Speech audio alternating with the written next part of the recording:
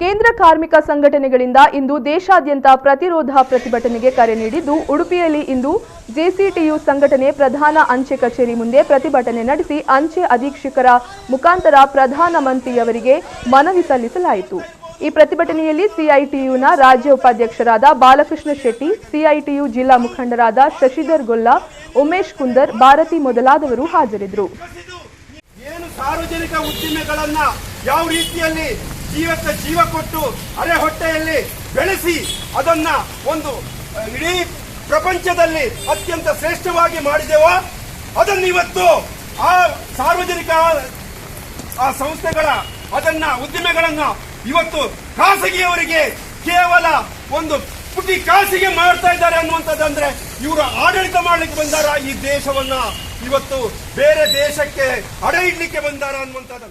ಕಾರ್ಮಿಕರಿಗೆ ರೈತರಿಗೆ ವಿರೋಧವಾದಂತಹ ಕಾನೂನನ್ನ ತರ್ತಾ ಇರುವಂತಹ ಸಂದರ್ಭದಲ್ಲಿ ನಾವು ಸುಮ್ಮನೆ ಇರ್ಲಿಕ್ಕೆ ಆಗೋದಿಲ್ಲ ಅಂತೇಳಿ ಹೇಳುವಂತ ನಿರ್ಧಾರವನ್ನು ತಗೊಂಡು ಇವತ್ತು ಇದನ್ನ ಮಾಡ್ತಾ ಇರುವಂತದ್ದು. ನಾನು ರೈತರ ವಿಷಯ ಹೇಳಿದೆ, ಏನಂದ್ರೆ ಇವತ್ತು ಹೋರಾಟ ಮಾಡ್ತಾ ಇದ್ದೀವಿ. ಇಲ್ಲಿ ನಾವು ಕಾರ್ಮಿಕರು ಮಾತ್ರ ಸೇರಿದ್ದೀವಿ. ಬೇರೆ ಬೇರೆ ಕಡೆಗಳಲ್ಲಿ ಸಾಧಾರಣ 200 ರೈತ ಸಂಘಟನೆಗಳು ಸೇರಿ ಈ ರೈತರು ಮತ್ತೆ ಕಾರ್ಮಿಕರು ಜಂಟಿಯಾಗಿ ಇವತ್ತು ಹೋರಾಟವನ್ನ ಮಾಡ್ತಾ ಇದ್ದಾರೆ ಅಂತ ಹೇಳುವಂತ